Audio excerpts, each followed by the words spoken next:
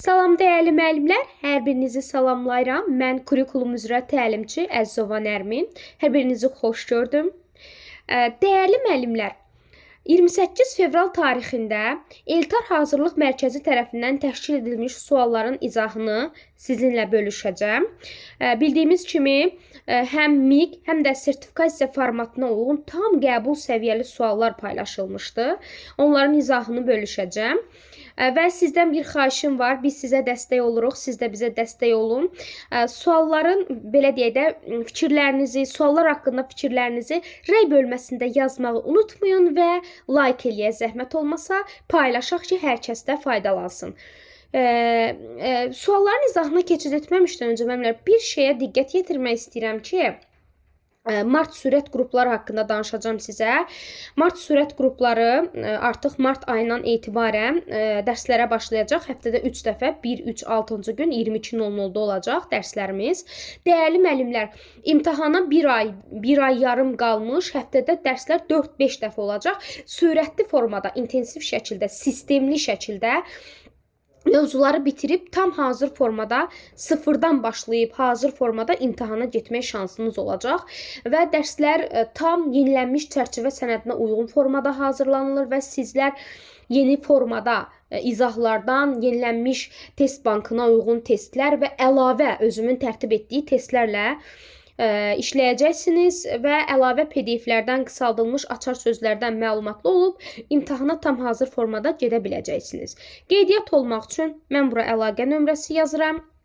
051 610 16 86 26 və 050 361 77 55 nömrələri ilə əlaqə saxlayıb məlumat alıb dərsin gedişatı haqqında və qeydiyyatdan keçə bilərsiniz. Dəyərli yoldaşlar, indi isə sualların izahına keçid etmək istəyirəm. Diqqətiniz məndə olsun. Və vurğulamaq istəyirəm ki, sizə elə bir suallar paylaşılıb ki, həm qəbul sualları, həm də seçilmiş mövzulardan, ən çox düşə biləcək mövzulardan suallar tərtib edilib. Keçid edirəm birinci sualımızın izahına. İnteraktiv təlimə aid olmayan, bax diqqətinizə çatdırım ki, test işləmək biliyimizi deyil də, məhz elə bilik bacarıqlarımızı da, diqqətimizi də yoxlayan bir üsuldur. Aid olmayan fikirləri bizdən istəyir.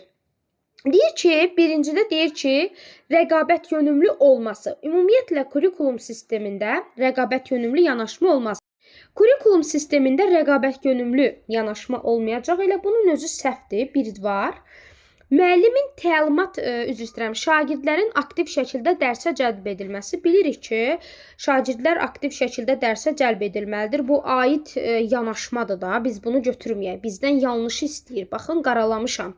Ona görə də 2 çıxdı. Baxın, belə eləyə bilərik ki, 2 olan variantların üstündən xətt çəkə bilərik ki, işimiz daha asanlaşsın. Müəllimin təlimat verən tərəf olması. 3 də olacaq dəyərli yoldaşlar. Çünki bilirik ki, müəllim yalnız təlimat verən deyil, yol göstərən, inkişaf etdirən bir şəxsdir. Ona görə 3 olacaq. 4 də deyil. Çünki şagirdlərdə tənqidi düşünmə, problem həll etmə kimi bacarıqları inkişaf elətdirir. İnteraktiv sözünün mənası o da deyim ki, qarşılıqlı əlaqə, motivasiya, refleksiya, qarşılıqlı öyrənmə hər biri bu təlimdə cəmlənir. Daha sonra deyir ki, 4-də dedik bu da olmayacaq.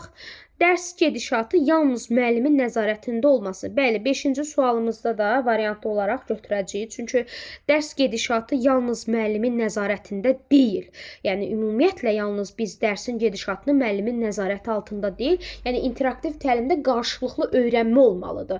Nəzarət hər kəsdən asılı olmalıdır. Ona görə də elə məhz cavabımız olur 1, 3, 5. Keçid edirəm növbəti sualımıza.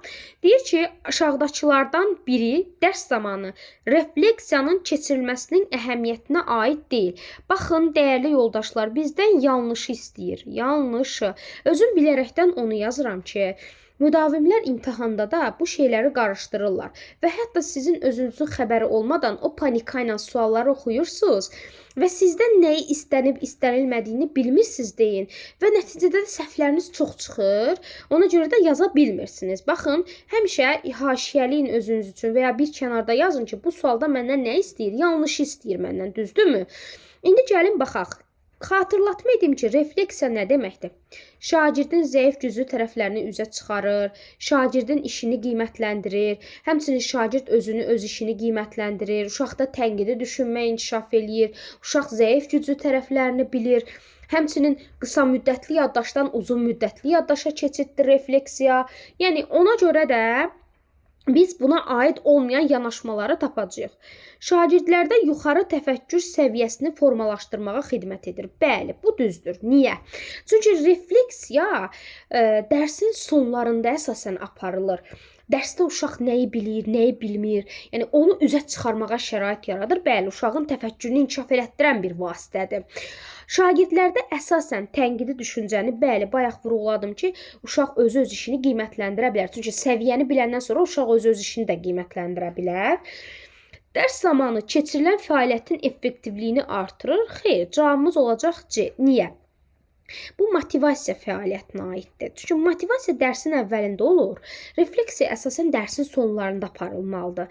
Yəni dərsin effektivliyini artırmaq üçün sən birinci uşaqları motivasiya olaraq cəlb eləməlisən, həvəsləndirməlisən. Bu daha çox motivasiyaya uyğun gəldiyinə görə cavabımız olur elə məhz C variantı.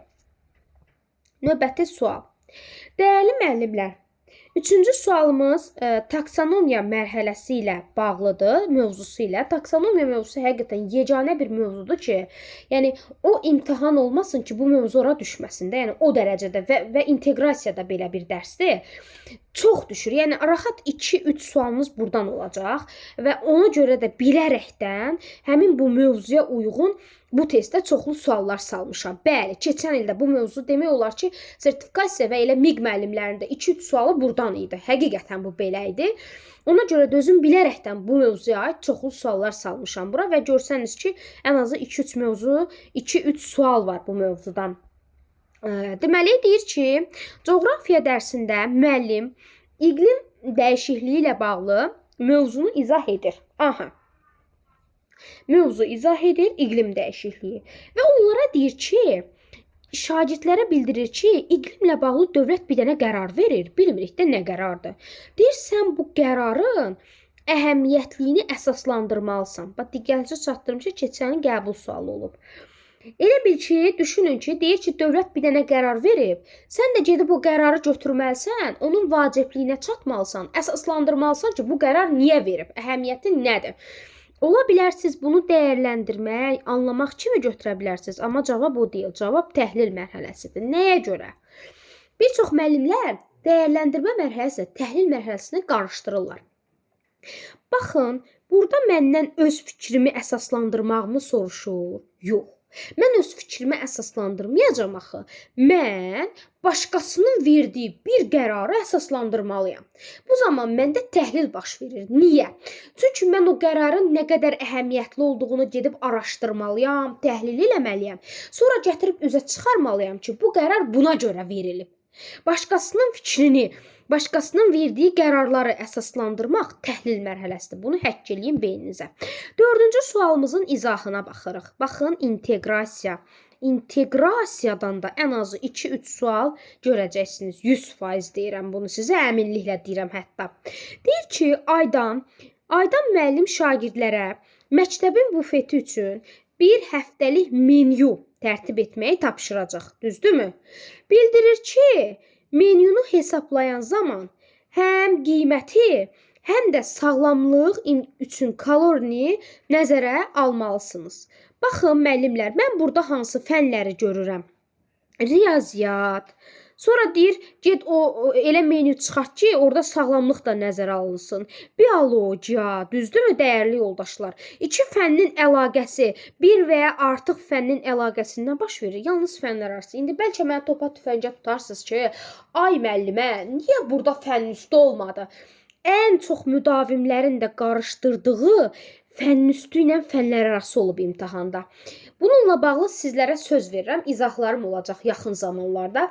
Dəyərli yoldaşlar, fənn üstü niyə olmadı? Belə bir sual var. Çünki fənn üstü real həyatda formalaşmalıdır.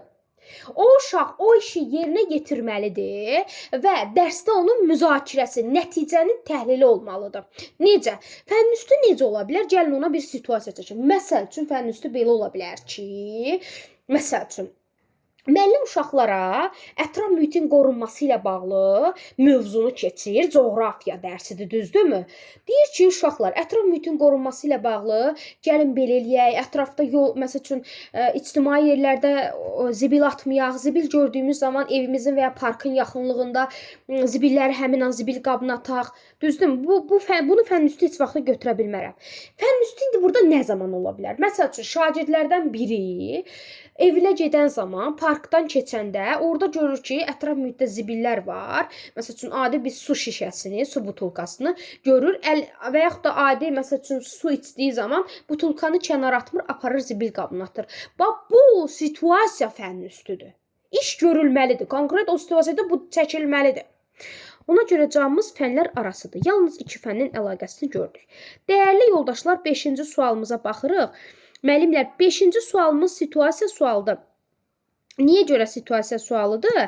Deyim də sizə, çünki həm miqdə, həm sertifikasiyada bu tip situasiyalarla qarşılaşa bilərsiniz. Dəyərli müəllimlər, situasiya suallarında mövzuların qarışdırılmış vəziyyəti var. Çünki bəzi müdavimlər elə başa düşürlər ki, indi mənim fikrimi səhv anlaya bilərsiniz. Elə başa düşürlər ki, biz harasa bir mövzunu öyrənmişiksə, elə ancaq o mövzuya aid sual qoyulur. Yox, kurikulumun situasiyaları belədir. Bunu bir mənalı qarşılayaq ki, sən mövzuların hamısını qəşəng bilməlisən ki, situasiyada da o mövzuların elə bir ki, qarışıq vəziyyəti, yuvarlaq bir vəziyyəti, qarışdırılmış vəziyyətə qoyurlar. Və o dərinliklə o mövzunu bilməlisən ki, situasiyanda yaza biləsən. Aydındır? Deyir, şagird dərs prosesində müəllimin verdiyi tapşırıqlarla kifayətlənmir. Aha, əlavə çətin məsələləri həll edir. O özü üçün yüksək bal almaqdan çox mövzunu dərindən başa düşmək məqsədini qoyur. Yəni o deyir ki, onun məqsədi bal almaq deyil də, bu uşaq öyrənmək istəyir bir sözlə.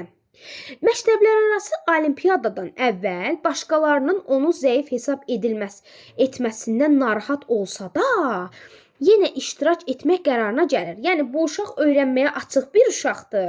Plus da, yəni başqaları onu zəif gözündə görəcək kimi qorxusu var, amma yenə də bu uşaq gedir, risk eləyir. Biz burada hansı nəzəriyyəni görə bilərik? Bax, baba, belə bir sual yaranır. Hansı nəzəriyyəni görə bilərik? Karl Dweck. Karl Dweck'in hansı düşünmə tərzi? Açıq düşünmə tərzi. Niyə? Bax, bəzən sual verirlər ki, ay müəllimə, keçən imtahana getmişdi müəllimlər, belə eləyirdilər. Müəllim, biz görmədik axı, nəzəriyyə görmədik, görməyəsən də.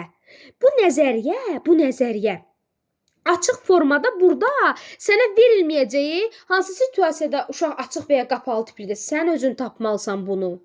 Bu uşaqda açıq düşüncə görürəm. Riskə gedən uşaqdır, kompromisə gedir, riskə gedir. Hə, gördünüz indi. İndi gördünüz situasiyalarda necə düşür nəzəriyyələr. Hə, bax belə öyrənməyə açıq olun ay müəllimlər. Deməli, İndi biz burada şagird haqqında doğru olanları seçməliyik. Cavab nə çıxıb burada? Cavab çıxıb B variantı, qəşəng. Bir də deyir ki, şagird üçün əsas məsələ başqalarının rəyidir. Bu səbəbdən axı o başqalarının rəyinə fikir vermir. Heç bunu oxumuram. O qorxur qorxmağına, amma başqasına fikir vermir. Bu adam yenə də öyrənməyə açıq bir adamdır, risk eləyir. Avtomatik bunu götürmürəm. Bax, bir olan variantların üstünə xətt çəkirəm ki, işim yüngülləşsin. Şagirdin olimpiyadada iştirak qərarı göstərir ki, o qısa müddətli rahatlıq və tənqidi riskinə baxmayaraq, ətrafın riskinə, inkişafı üçün çətinlikləri qəbul edir və özünü sınaqdan keçirməyə hazırdır. Bəli. Variantı çox uyğun gəlir. Situasiya 2 var, 100%-dir. Şagirdin motivasiyasının əsas xarici amillərdən asılı olduğunu, xarici amillərdən asılı idi bu uşaq, qorxur. Amma o uşaq bax situasiyada hallanır ki, ətrafdan qorxsa da, amma yenə də iştirak etmək qərarına gəlir. Bax görürsüz? Bax xarici onun üçün o qədər də önəmli deyil. Kənardan qorxsa da, amma kənarın dedikləri ilə oturub durmur. Ona görə də bu da səhvdir. 3 də getdi. Cavabımız olur 2 4. Bəli, bəli, bayaq dediyim kimi açıq düşüncə tərzinə malik bir uşaqdır. Görürsüz, görürsüz. Bax bu da qəbul sualı olub keçən illərim. Qəşəng sualdır, belə normal sualdır, çətin də deyil. Bəli, necə var valla bu sual necə var? Bax bu sual necə var? Elə də bu sualı mən heç dəyişdirməmişəm. Nətər var qoyulub. Bax bu sual sertifikasiyada nətər olubsa, ola bilər 1-2 söz kəm ola bilər. Amma müdavimlərin ağzından dediyi sözlərə əsasən yazmışam bu sualları. Bax belə bir sualdır. Yəni dəyişdirməmişəm də. 1-2 dənə sözünü dəyişdirə bilərəm. İnanın, müdaxilə eləməmişəm suala. 6-cı sualımızda cavab D çıxıb, düzdürmü? Deyir, müəllim coğrafiya dərsində su israfının azaldılması, bu coğrafiya müəllimlərinə səhv etmirəmsə düşən bir sual olub. Su israfının azaldılması haqqında şagirdlərə tapşırıq verəcək. Su israfı var. Şagirdlərdən bəziləri su israfının çox da ciddi bir problem olmadığını, zaman keçdikcə su dövranı vasitəsilə su ehtiyatının təmin olunmasını fikrini söyləyir. Yəni uşaq müəllim su israfının azaldılması ilə bağlı bir tapşırıq verəcək. Uşaqlardan biri qayıdır deyir ki, onsuz müəllim, su israfı çox da ciddi bir problem deyil də. Onsuz su dövr elədikcə, məsələn, yağış yağır, su dövr eləyir, su ehtiyatı təmin edilir, düzdürmü? Verilmiş bu situasiyada müəllim şagirdlərin düşüncələrini doğru istiqamətləndirmək üçün nə etməlidir? Əslində su israfı deyə bir şey var. Su israfı məsəl üçün elə özümüz də su israfını çox belə deyək də istifadə edirik. Bəyəm o su bərpa olunur? Xeyr, biz pul ödəməliyik ki, və ya məsəl üçün su hövzələri varsa su bərpa olunacaq. Yəni su israfının qarşısı alınmalıdır. Amma uşaq deyir ki, su israfı deyə bir şey yoxdur da. Zaten su bərpa olunur da zaten məsəl üçün. İndi bu uşağın fikrini düzgün formalaşdırmaq üçün müəllim nə etməlidir? Nə etməlidir müəllim? İndi onun addımı odur ki, D variantında. Gəlin hər birini gözdən keçirək. Müəllim şagirdlərə su qıtlığı haqqında infoqrafik məlumatlar verməlidir. Aha, məlumat versə nə dəyişəcək ki? Zaten müəllim məlumat verib ki, zaten müəllim tapşırıq vermək istəyirsə, məlumat verib ki, tapşırıq verəcək də. Bu uşaq yenə də düzəlməyib. Su qıtlığı haqqında məlumat verib ki, tapşırıq verəcək bu uşaqlara, düzdürmü? Yəni bu uşağa məlumat verib də bu uşaq düzəlmir. Düzəlmir. Yəni bu məlumat verməyin nə mənası var ki? Yenə də bu uşaq deyir ki, su qıtlığı deyə bir şey yoxdur. Məlumat verib bu uşaq müəllimə cavab verib ki, su qıtlığı deyə bir şey yoxdur. B-də deyir ki, su qıtlığından əziyyət çəkən ölkələrin təqdimatını hazırlamağı tapşırmalıdır. Bax bu sual biraz çaşdırıcıdır. B saxlayıram hələ. Digərlərə çıxdaş eləyək. Müəllim şagirdlərə suyun tərkibi haqqında məlumat verməlidir. Heç əlaqəsi yoxdur. Tərkibin kimya ilə bağlıdır. Yəni bu nə bir tərəfdə suyun tərkibi, bir tərəfdə qıtlığın yaranması. Nə əlaqəsi var ki? E-də də deyir ki, şagirdlərə hansı ölkələrin su qıtlığından əziyyət çəkdiyini müəyyən etməyi tapşırmalıdır. Bax, bəli, bunlar çox qarışıqdır. B, D, E biraz qarışıqdır. Mən sizə dəstək olacağam, narahat olmayın. Bax, burada dedi ki, su qıtlığından əziyyət çəkən ölkələrin təqdimatını hazırlamağı tapşırmalıdır. D-da deyir ki, müəllim şagirdlərə suyun dövranı və su qıtlığı arasındakı əlaqəni təmin edən təqdimat hazırlamağı tapşırmalıdır. Baxın, burada sadəcə su qıtlığından əziyyət çəkən ölkələrin təqdimatını deyir hazırla. E-də deyir ki, su qıtlığından əziyyət çəkdiyini müəyyən etməyi, hansı ölkələrin su qıtlığından əziyyət çəkdiyini müəyyən etməyi tapşırmalıdır. Bax, burada uşaq təqdimatı hazırlayacaq. Burada təqdimat hazırlamır. Məsələn, sadəcə gedir, tutalım ki, araşdırır ki, Afrika su qıtlığından çox əziyyət çəkir. Burada təqdimat yoxdur. Yəni, bu ilə eyni oxşada bilərsiniz, amma oxşar deyil. Bax, amma D variantında situasiyada adı çəkilən şeylər var. Bax, var. Birində uşaq deyir ki, onsuz su qıtlığı deyə bir şey yoxdur, problem deyil, su dövr eləyirsə, su təmin edilir. D-də hər ikisinin adı çəkilir digərlərindən fərqli olaraq. Çünki həqiqətən bilirik ki, su Suyun dövr eləməsi başqa bir şeydir. Su qıtlığını yaranması biz eləyirik də, bu qıtlığı eləməməliyik əslində. Yəni ikisi də bir-birinə uyğun gəlmir də. Yəni su dövr eləyir, tamam, yağış yağır, dövr eləyir, amma suyun qıtlığının azalmasını biz aradan qaldıra bilərik. Bunu biz yaradırıq, düzdürmü? Yəni bu ikisinin arasında əlaqəni uşağa versə, uşaq bunu özü əlaqələndirəcək. Plus həmin o əlaqə ilə bağlı təqdimat hazırlayanda da uşaq başa düşəcək ki, həqiqətən ikisi də ayrı-ayrı anlayışda su qıtlığı var və su dövranı eləsə də su qıtlığı təmin edilmir. Aydındır? Ona görə də D variantı çox uyğundur. Yenə 7-ci sualımız təhlil etmə mərhələsi. Bəli, çox qarışıq bir şeydir bu dərs və özüm də bilərəkdən buna aid sırf qəbul suallarını araşdırıb sizlər üçün qoymuşam. Deyir ki, müəllim şagirdlərə tapşırıq olaraq çətin mövzunu oxumağı verir və bildirir ki, mövzunu oxuduqdan sonra başqalarının da başa düşəcəyi dildə izah elə. Çox sadə, anlamaq, izah elə. Qurtardı, getdi. Ümumiyyətlə yadınızda saxlayın ki, izah eləmək bu sözü mən sizə deyirəm, ancaq anlamaq mərhələsində olur. Başa düşür ki, izah eləyir də, düzdürmü? Başa düşsə, yəni oxumalısan, mövzunu oxuyacaqsan, başa düşməlisən də, dərk eləməlisən, anlamalısan ki, izah eləyəsən də. Anlamazsan, məsələn, bu sualı anlamasam nətər izah eləyə bilərəm? Anlama mərhələm var. Qurtardı, getdi. Çox sadə. Məncə orada səhvə yola verməzsiniz. 8-ci sualda biraz qarışıq bir sualdır. Situasiyadır. Deyir ki, şagirdlərdən biri dərslərində fəal və məsuliyyətlidir. Çalışqan uşaqdır, düzdürmü? Amma digər sinif yoldaşları suallara cavab verə bilmədikdə onları qınayır və lağa qoyur. Deməli, bax, mən təhlil elədiyim kimi siz də imtahanda təhlil edin. Uşaq savadlı uşaqdır, savad var. Akademik vəziyyəti yerindədir, düzdürmü? Fəaldır, məsuliyyətlidir. Amma nəyi zəifdir? Emosional bacarıqları, empatiya bacarıqları. Bax, ikisi də bir-birindən, bu ikisi də ayrı şeydir. Ola bilər bir uşaq savadlı ola bilər.